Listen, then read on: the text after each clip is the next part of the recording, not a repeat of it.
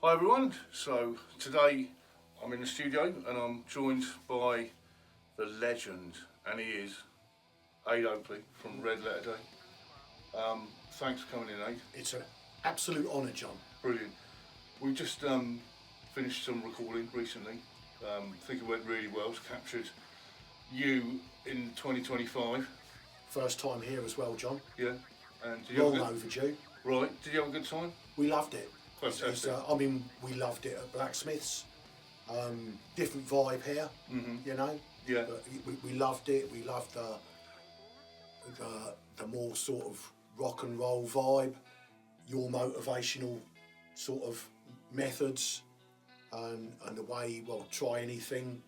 A real sort of punk rock ethos, if you like. Thank you. If it sounds good, it doesn't matter. Yeah. It stays in. Yeah. It's been great. Some great songs on that new record, by the way. Yeah, I mean, that's Davey and a bit of me. Well, it's everyone playing their parts, you know. It might be me and Davey on a Wednesday night in his lounge, knocking out some chords and lyrics together, but we don't write the bass line or drum bits. You know? Sure. And then you get a bit of razor magic on the top. Yeah. And the rest is, and then we get Jonny. Yeah. Oh, what could possibly go wrong? Right. So let's rewind them back. So 1984 was when the band were Yes, formed? yep. Go on, you take it from there, buddy. Bearing in mind we'd all done stuff before then, because what was I then? I was 23. We'd done various stuff, me and Darren, the drummer. I knew Davey. Davey had been in a band called The Right Profile. He'd stopped doing stuff. So had me and Darren, sort of thing. What were you listening to? What were your influences? Punk rock, so but more second wave punk rock, funnily enough, more sort of UK subs vibrators, although going back we were very influenced by the Buzzcocks back in the day, who of course were real first wave punk rock. Yeah. Even though I think they had a real intellect to them, didn't they? Oh, a real pop sensibility. Yeah. But their basis of the Spiral Scratch EP, without digressing too much, was real first wave 76, and that do-it-yourself ethos of getting records out. So we were listening to that, although, you know, me and Davey loved stuff before that, like that Dr. Feelgood, that sort of thing. Dave had said to me in the Portland, everyone knows the Portland, if ever you're at a loose end aid, I've got all my stuff, I'm not doing anything, so I called him up. Darren, my best friend from school from ever, he was on drums automatically. He had no say in the matter. And then there was a bass player called Keith from a band. Well, ironically, I was going to say, Acid Attack. Yes. They'd stopped, although for the last, they must have started again 7 years ago or more, and they're still going strong. So that made the four of us up, Jonny. Yeah. So what was the writing ethos? Was it, was it predominantly you, or? I'd say it was my lyrics with Dave's tunes. Yeah. Okay. Pretty much. And I mean, were you going to conquer the world? Did you have political messages to give? I mean, the title of the band and that band name in itself is suggestive. I suppose it is, but it's not red in that sense. Red Letter Day, I kept seeing it in newspapers and I thought, how exciting is that? And it's red, and it's a bit dangerous. Yeah. And it's a bit like it's a day of judgment. It could be good, or it could be catastrophic. You know, it's dangerous, it's on the edge. Political, I suppose so, Jonny. Not overtly, not in your face. Social, would you call it social political? Yeah, I mean, that sort of thing. The thing that I remember as a teenager in the 80s was that a lot of bands had, especially with not necessarily punk within its musical content, but with punk ethic, as in creating and doing the thing. I found a lot of them had messages because it was the way of finding out about stuff that was outside of what you were told in the papers. Oh, it opened your eyes away from mainstream. Yeah. Made you ask questions. Yeah. It prompted interaction and debate. Yeah, absolutely. Yeah. So, you develop and you develop. You get out there, start gigging. What about when's the first record out? I suppose we've been going about a year and did some demo cassettes. Whoa, there's one for the teenagers. Yeah, don't go there, teenagers. No, don't. I know it's trendy again, but please don't go there. Unless you've got a pencil. And we really wanted to do a 7-inch single. So how do we go about that? Then we sent our demo tapes off. Then we just saw in Sounds this advert for Matinee Music in Reading, a studio, saying you can have 10 hours recording and 500 singles for 400 quid. Right. So you gave them a whole package. Yeah, you gave them 400 quid. We recorded with them 2 songs in Reading. They sent it off, got it pressed, and then you've got all these boxes of singles. Yeah. A proper DIY, you know. Proper DIY, because there was no cover. Yeah. It was just a white label. Right. Okay. That was it. Right. So then we got made up from other people, the covers and little stickers. Literally little stickers to go on the white label, with which was the A and B side. Brilliant. And then spent a good few nights at Davies, putting them all in these covers and stickers and putting inserts in. Yeah. So that was 1985. Selling them to friends, selling them to gigs. We eventually sent one to John Peel, and I couldn't get distribution for it. No one was interested. Right. You know, to take it. Because you didn't have any column inches in no, the enemy no, or whatever. nothing. Yeah. Then John Peel played it a few times and gave out my address at my parents at the time, and this distribution company in Bristol, I forget their name now, Revolver possibly. Yeah. Part of the cartel of distribution as it was back then, called me up and said, "Oh, we'd like to distribute your record." I said, "Well, you didn't 2 weeks ago." Yeah. You know, little bit. Yeah. But now it's been on. And it was great because it really opened some doors for you. Really opened some doors. And we went to a repress. Fantastic. Great stuff. And then Ian Binnington, famous promoter, legendary promoter from Portsmouth, said, "Well, hey, why don't you ring John Waters at Radio 1, who's John Peel's producer, and try and get a John Peel session?" Yeah. So I did. And we did. Yes. There you go. Yeah. How did that go? Where was that recorded? Maida Vale. Maida Vale. Yeah. Okay. Produced by the drummer of Mott the Hoople. Right. Okay. Dale Griffin. Yeah. Sadly, rest in peace. Yeah. Yeah. How was that experience? I mean, did it really feel once you were doing that you could have an opportunity to sort of go over ground with what you were doing? Well, yeah. It's almost like John Peel's session. We must be one of those proper bands we read. You know, it's really quite. And it's different now, where someone all over you can just put a song on YouTube, Spotify, do it yourself, and anyone in the whole world can play it at any time. Yeah. But that wasn't the case then. But you could have John Peel playing your session, and someone in Sunderland's playing it, and someone in East Cowes is playing it. Yeah. You know, so the world's a bigger place now, if that makes sense. It is. Funnily, strangely enough, if you look at BBC Six Music these days, to me it feels like the John Peel show all day, every day. Yeah, there you go. And so it seems like there's a lot more opportunity to get your music heard if you're an independent artist. But obviously it was pretty much the John Peel show and a couple of other little bits at the time. Janice Long. Right, you know. Yeah. So from that, did an album come? First album? No, then we got a deal with Quiet Records from that session and from the Wherever You May Run single. Then we got a deal with Quiet Records, who put out a 12-inch 4-track EP called Released Emotions, and then a single called Take Me in Your Arms. Then an album. It's quite.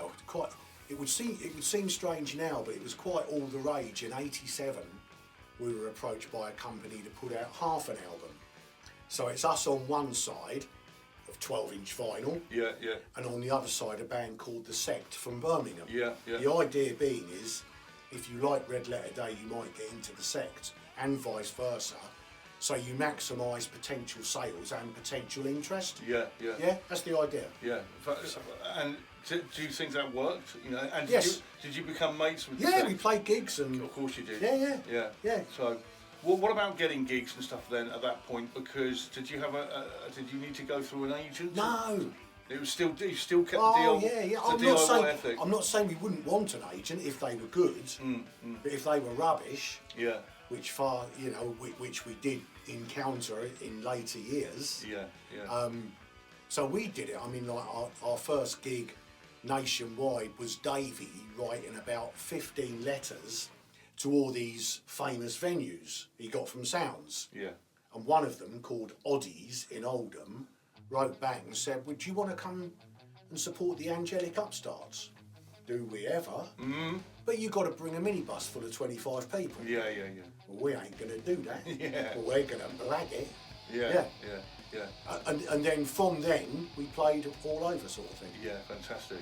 Not always fantastic, Johnny. No. It's funny because I naively thought, well, if we've had a John Peel session and done records and been on Radio 1, it's not arrogance, but it's like, well, that means if we play the Fold in Stevenage, there'll be quite a few people there. Yeah. No, there ain't the 6. Well, I think what a lot of bands have misunderstood over the years is that they think once something like that happens, things are going to slot into place. But actually, it's where the work starts. Yeah. It really gets much harder from that point. Yeah.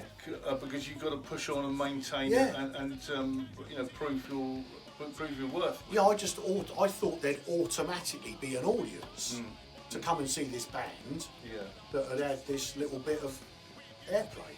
Yeah. By the legendary John Peel, but it didn't work like that. And I suppose if you think about it, there'd be thousands of bands in our position that over the years had their music played on John Peel, Janice Long, and had a session. There's hundreds, so although it's an honour, there's a lot of people have been there. Yeah, so following on from that shared album with the set, you were the first band from Pompey, as far as I'm aware, that got out into Europe. Was that before your first main album, or was that after? And how did that process happen? Yeah, that was before our first main album on our own, so to speak. But it probably came from the Split album. And this guy literally just called me up from Belgium, Gert, said, "Oh, I'm one of the promoters putting on this festival called Polder Rock in Udenburg in Belgium. Yeah. Jesus and the Mary Chainer headlining with whatever, and so, do you want to come along? Do we ever? Yeah, of course you do. Ironically, Jesus and the Mary Chain didn't headline. This small band called Sonic Youth did. So yes. And it was pretty much as simple as that. Yeah. I mean, it's not simple because we just thought we'd get our Southern self-drive van, we'll get our back line, book on a ferry and go. And then we got, on the way back from Belgium, someone said, well, where's your European carnet? Yeah, right. Which is basically all your paperwork for bringing your equipment in and out. That's right. And what about all these boxes of merchandise and stuff like that? They get confiscated and you could be refused entry. Well, yes. Yeah. I mean, they said you shouldn't have been allowed over, but on this, you're on your way back now, so we don't want to keep you here. Yeah. But it was yeah. I didn't know who to ask. I didn't know. No one told me. Well, they wouldn't. That all disappeared, by the way, guys, when we joined the European Union. Made gigging in Europe a lot easier. But of course now it's really tough again because of those reasons. You have to a UK band will have to get a carnet together, which is a very strict paperwork on equipment, merchandise, stuff like that. So, but that we can keep that for another conversation. So that was a groundbreaking experience for you. And then the first album. No, then some more sort of one-off European dates, especially in Belgium, quite a lot. A tour of East Germany. I think it was '89. It was historic, John. Because well, that's before the walls come down. It was during the wall coming down. We were there on Unification. Right, so Razor told me when you were recording recently that you were in Berlin. Was it Berlin the night the wall came down? I think it was Leipzig. Leipzig, I'll take okay. his word. Yeah. Okay. Yes. Yeah. I mean, that must have been crazy. It was absolutely mad. And a little story. So I'm on the phone before the tour, and you've got your Western perception. Yeah. So I'm saying to the East German promoter, "Oh, when we get there, will there be Celebration Unification T-shirts we can all buy?" He said, "Ade, we don't want to be unified. We want our German Democratic Republic. We don't want to be with these Westerners. We want our Trabant. Yeah, we want our Trabant." Yeah. And I was, and of course, what you get fed is, "Oh, it's great, yeah." I didn't want it, or not want to say they. That's a big generalisation. But these people, they wanted the GDR. They understood the value in it. You know. Taking a slight step backwards. How did you get the gigs in East Germany? Because they must have been set up before the rumours of you know, the wall coming down. Yeah.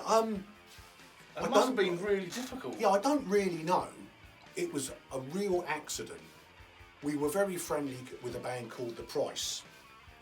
The guitarist now, Lee Hegarty, plays in the Ruts. Right. Okay, and we played with The Price. They were from Uxbridge. We used to do exchange gigs. Good little package. And they were booked for this tour in East Germany. I don't know how. But then they couldn't do it. And they said, "Well, we can't do it for whatever reason, but we know someone that can." So there you go. And that's I haven't really answered your question, but that's how we got it. I mean, weren't you nervous about going into East Germany, effectively going into the Soviet Union, you know, for the shows? Was there worry, you know? Kind of, but more excitement. Where we hadn't done it, I mean, we'd done Belgium, that was always really fine and with really good audiences and enthusiastic reactions. We got looked after, not a problem, which we didn't in England. So we do some, you know the score, Jonny. Yeah. You do sometimes, and sometimes it's cack. Absolutely. Sometimes in Europe it's cack, and it's frightening. Yeah. So it's a little bit, but it was like, this is historic. We're going there, but it was a bit heavy. Yeah. You know, it was a bit riotous, and yeah. It wasn't the party you thought. It was pretty hectic. A lot of tension in the air. There was a lot of tension in the air. A little bit of neo-Nazi. Really? Yeah. A lot of anti-Nazi. Yeah. Okay, that's quite interesting, and it's, you know, I think probably for us it's very difficult to gauge what that's like.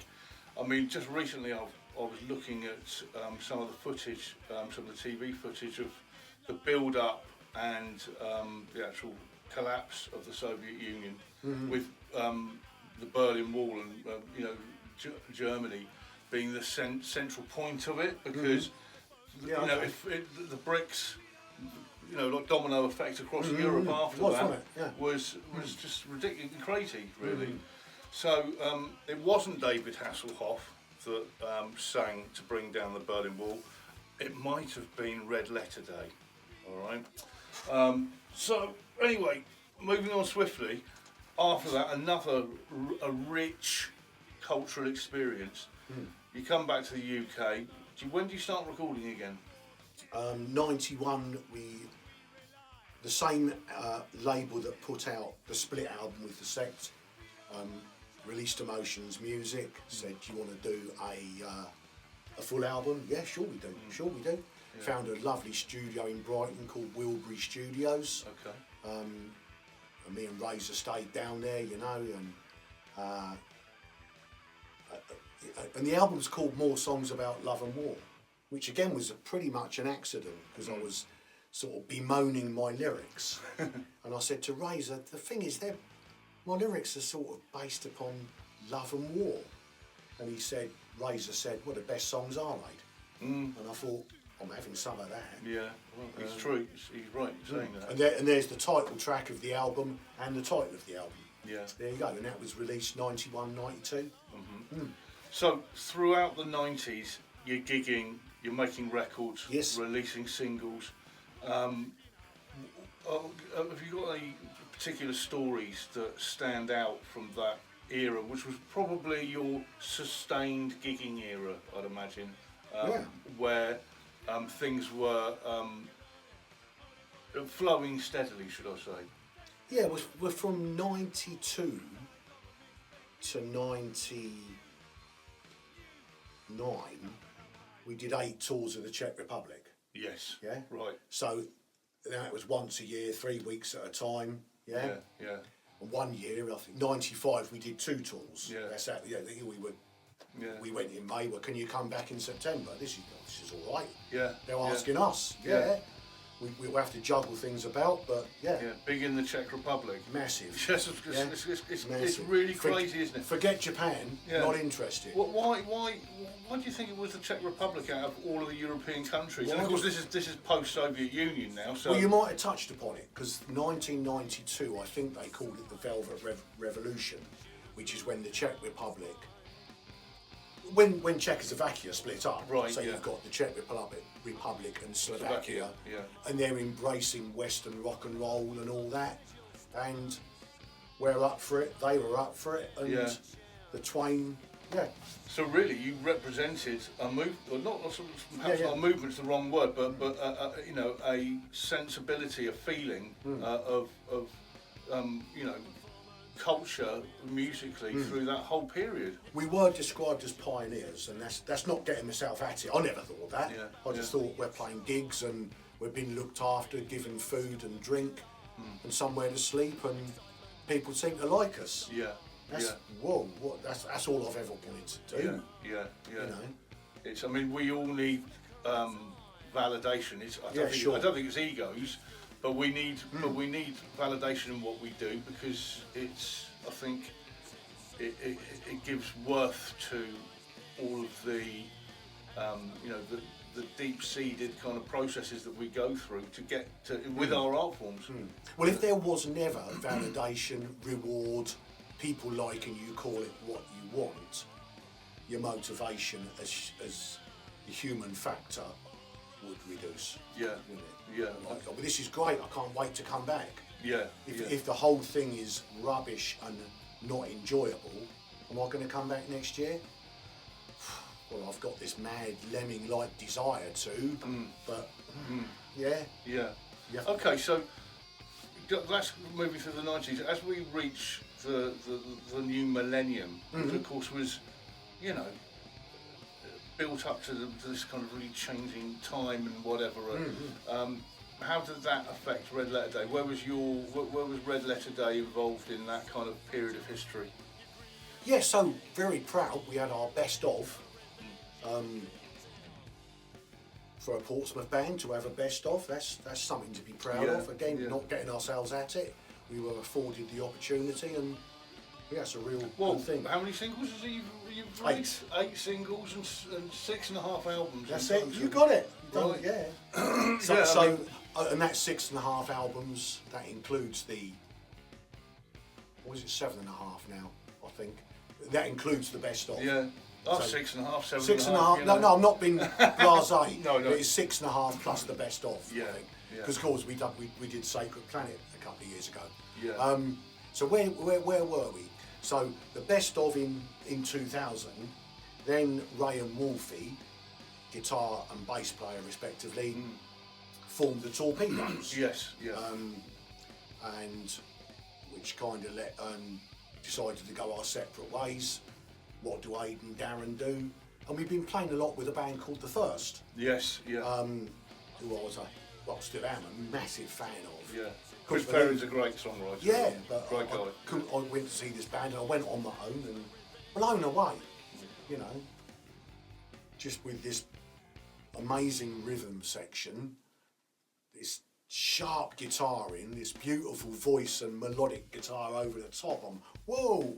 We became great friends, and Chris and Steve in late 2001 joined Red Letter Day, guitar and bass as a side project. And of course they're much younger than us, as me and Darren.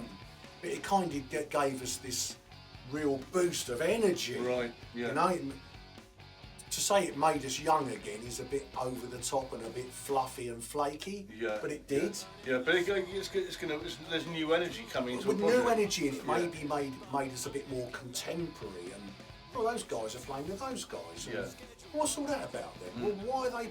Yeah. Was the material less punky than was it I more? don't know, because we play like a lot of old Red Letter Day songs, standards, whatever, and then with me and Chris and Steve writing, and did our own album in 2005, Everything Matters, pure, with that lineup. Yeah. So it's cast in stone as a sort of, well, that was. Was it under the Red Letter Day banner? Of course. Yeah. Oh yeah. But that period, and I describe it as the Chris and Steve lineup. Yeah. Okay.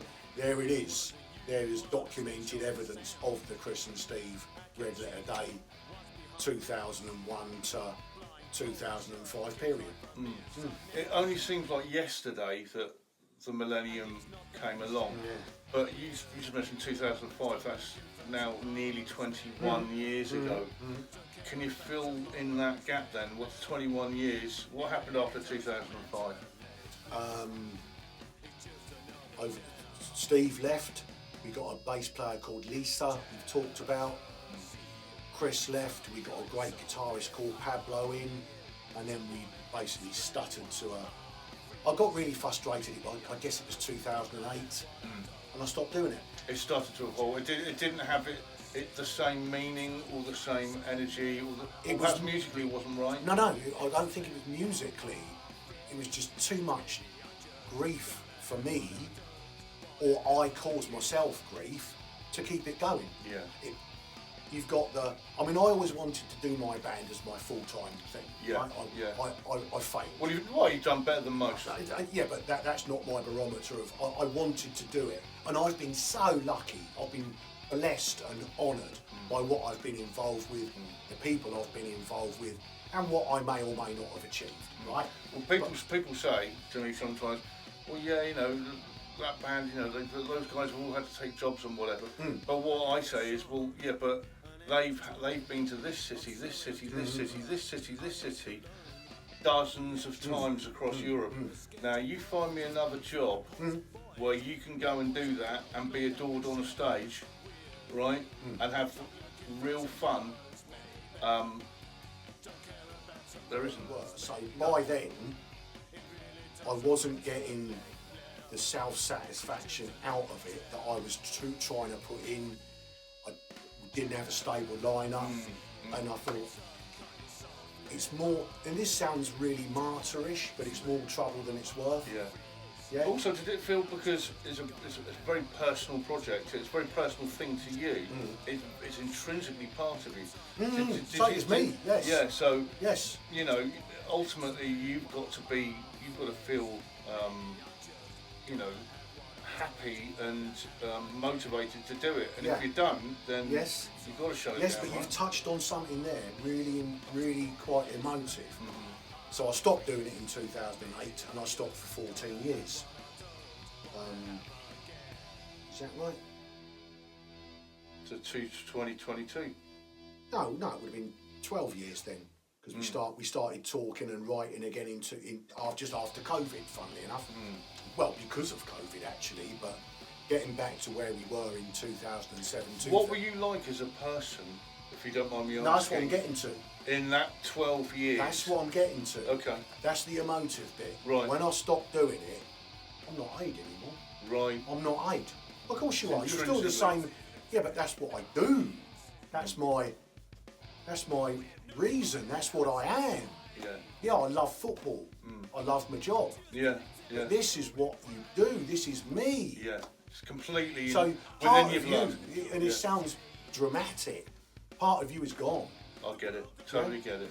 But flip that over, you've suddenly got this freedom to see things through normal eyes. Yeah, if normal's the word, Jonny. I don't know what the word is, but without that, I wonder what he'll or she'll think. Yeah. Oh, wow. And that was, would you really think we should be doing this, Ade? Do you think we should be supporting them? Oh, jeez. I don't know if this sounds pretentious, but when I look outside to the normal world, troubles me, and I have no interest in it. So so you did things like you really got into watching your football, perhaps more deeply and from a different perspective, Yes, absolutely. than when you had the band running. Yes. Having at Waterlooville instead of Pompey, we talked about that, but at what point did you sort of start to think, no, I can't live without this, I need to start reconnecting with my band members? COVID. Right. Yeah.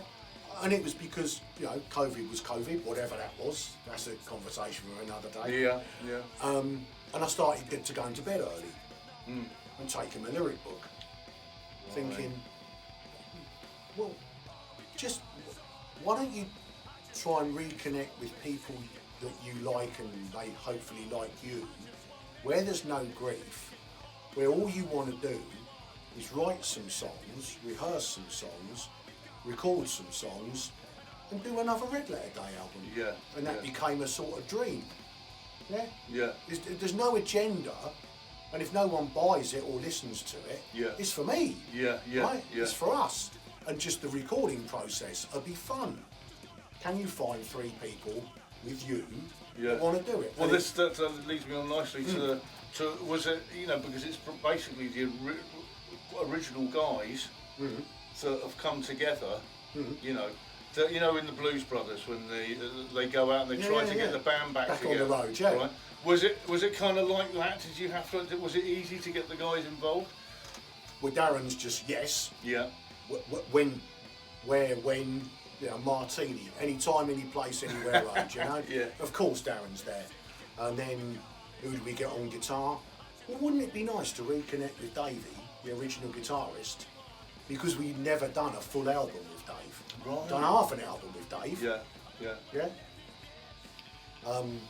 And Lisa on bass. Well, Lisa heard about it and said, "Oh, yeah, I'm up for that," but sadly passed away just a few months later. Yeah. Sad. So then, Nicky had been in touch. He was on bass for 1 gig and 1 single in 1987. And I said, "Well, this is where you come in, Nick." And he said, I'm glad you said that. Yeah. And that's it. Would it have been hard to find these people if social media didn't exist? Davey doesn't do social media, so I got back in touch with him via a friend of a friend.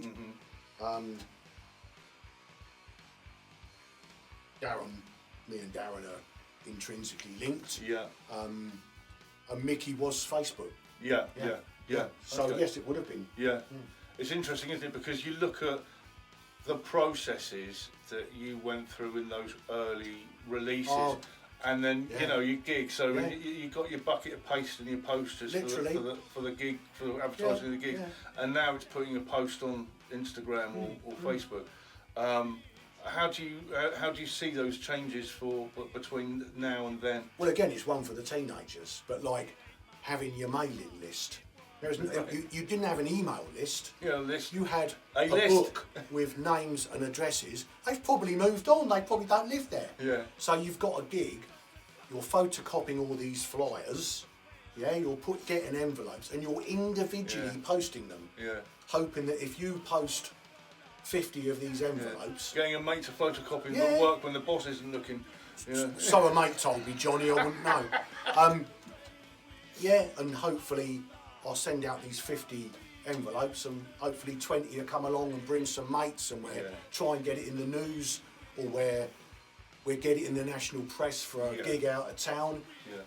Yeah, no Facebook, no mail, no email. What a world. Yeah. How did you tell anyone about anything? But we did. But how time consuming. Yes. Now you click send to all. This was now you fold, lick, stamp. Unbelievable. Literally a different world. My tongue's still worn out. So I've heard. Yeah. Literally a different world, different times.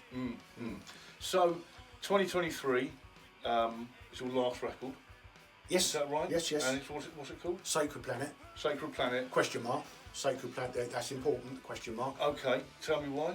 Because is it a sacred planet? Do we treat it as one? So we're talking about our world. Yeah. Do we treat it as one? Of course we don't, and haven't for decades, generations. Yeah. Do the lyrics reflect that? Yeah. But of course what there is, so collectively as a race, we've done our best to destroy our sacred planet. But there are so many brilliant people, not us, that are doing so many brilliant things to rebuild and regenerate it, which I find humbling. So on all this negative pollution and destroying resources, destroying each other, you know? We are the endangered species. Yeah. We could blow ourselves to pieces. Yeah, we are. And we're the most intelligent. Okay? But there is so much good going on to redress the balance and regenerate things that you would have thought are lost. Yeah. So that's why it's a question mark. Yeah. Talking about that, I wanted to mention to you, I've asked everybody I've spoken to who's come and had a conversation with me. 10 years time, so there's AI robots everywhere, which there will be. All right. You call a plumber, right, because you've got a problem with your kitchen sink, and an automated Tesla turns up with an AI robot that says, I am here to fix your kitchen. How are you going to feel about that, Ade? God willing.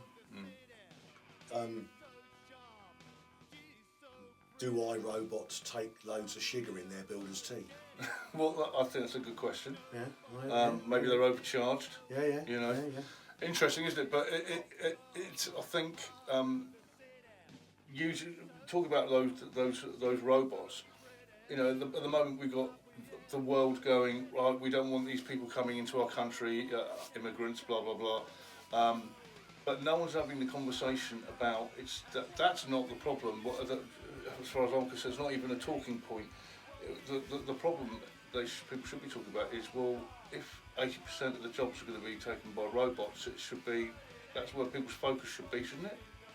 Yes, but the world and technology is constantly evolving, and you won't put the genie back in the bottle, Johnny, and that might be a negative, but we need a purpose, right? We need something to do, somebody to love, etc. If we take all of that away, we're redundant, aren't we? We're okay because we Red have our Letter Day history, yes. and whatever I'm doing. But there's a lot of people that don't have that. We come from a different we come from a different culture, right? Whereas when we were young, we saw hundreds of people face to face, right? Now you can be a virtual human being. Yeah. And it might sound patronising and it's very sad, but you can't put the genie back in the bottle. You know, it's a different world, it's a different generation. It's like, well, they never go out, they never see people, they never interact with another human being. Let me give you an example. But I did. Yeah. But that was 40 years ago. Yeah. It's irrelevant what I did 40 years If ago. I phone you on the landline in 1988 and I say, Ade, I'm going to meet you at the fountain at 4 o'clock.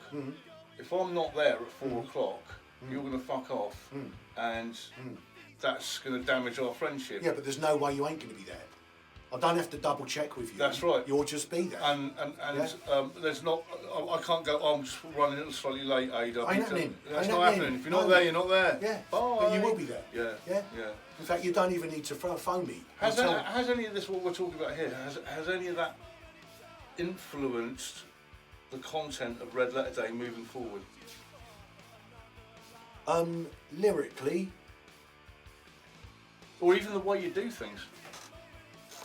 we do things differently because, as I've said, I mean, there's us sort of bemoaning lack of human interaction, but before that, I'm sort of suggesting how much better and easier it is now with my email list, with my Facebook to promote the band.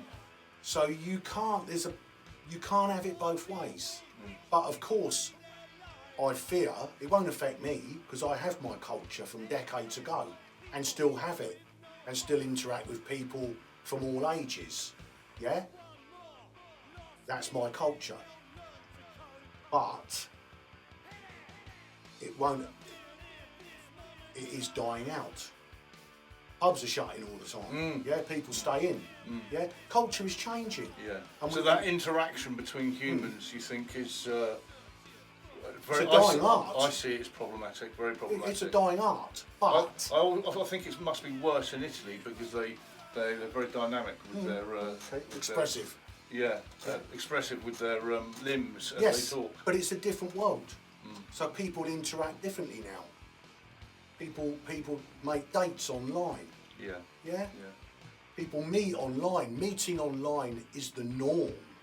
It's not like where it used to be, and it never was. Yeah. For weirdos. Yeah. Yeah. What?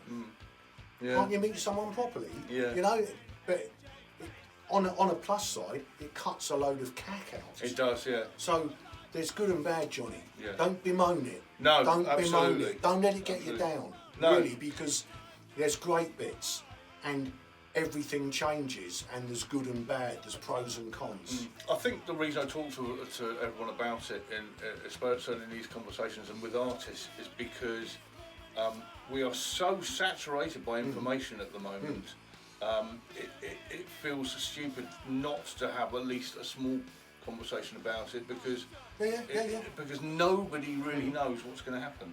Of course, getting back to music, it will go up its own whatever. Yeah? Because people will do what they want, and they will be in tribute bands, and they will do whatever they want. Yeah. But one day there'll be a tribute band of a tribute band, and there'll be no one to be a tribute of. Yeah? And most packed out gigs are people going to see tribute bands. Yeah. So where does that leave new bands? I don't know, Johnny, but again, that's... Artistry, I think, it's so important.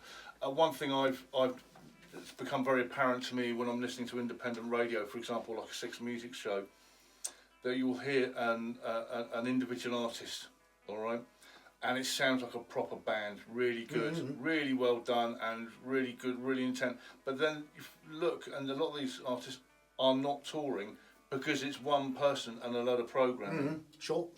So there's not the connectivity of a band, even though it sounds like a full band, you know. That worries me because the artists I hear on the radio, I think, I want to go and see them live, and then they don't do it live. There's a reason for that. People might not want to go and see them live, which is very, very sad. It is. But it's sad and true. It is. Yeah. Yeah. There's a reason venues shut down. And it's pretty much lack of support. Yeah. Lack of. We've always felt that there's less places to play now for bands coming through and artists coming through, I think. Yes, but there's less people that want to go and see them, which is hard and harsh but true. Home entertainment, I suppose. Yeah. And they're you spending can too see much any time band watching pointless conversations on the internet. Yes, but people can also see world music. No. People can also see world music Yeah.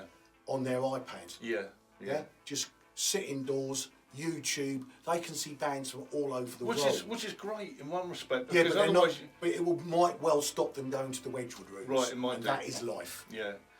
An interesting point actually from that age is that people often say, oh, like someone said to me, oh, Elvis Costello was at the Guildhall, I think it was the other night. The cheapest ticket was 60 quid or something. It's I can't afford that. Listen, I get it's really expensive, but guaranteed Elvis Costello or equivalent will not be making money out of record sales now because of streaming. So he's got to make a living somehow.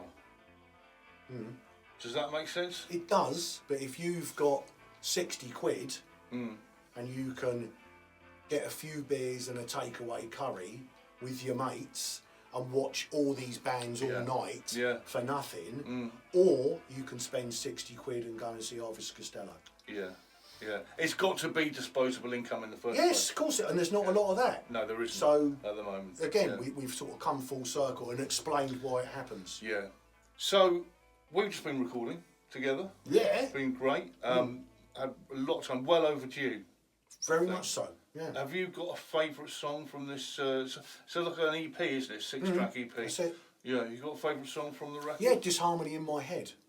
Well, Yeah. what's the reasoning behind that? Because it's so different, and I've always loved the fact that Red Letter Day haven't got any rules the way we write, record, and we've never had. That doesn't sound like a Red Letter Day song. So Disharmony in my head, it's the slower, longer song, John. Yeah. Yeah. So that's probably one of my favourites from the 6-track session. Well, listen, it's been great working with you at last in the studio, and hopefully we're going to work again. Definitely. Together in on forthcoming recordings. Without a doubt. Plans for gigs coming up? Yeah, well, Razor's given us the green light for learning a 12-song set. So that'll be in the new year. That'll be our target. Apart from getting our EP out, finalising that, Jonny. Is there a label putting that out? Detour, the brilliant Detour. Detour Records. Okay. Yeah. So I'm very proud to continue that. Fantastic. Union. Yeah. So I'll be recording a 12-song set to do hopefully some great support slots.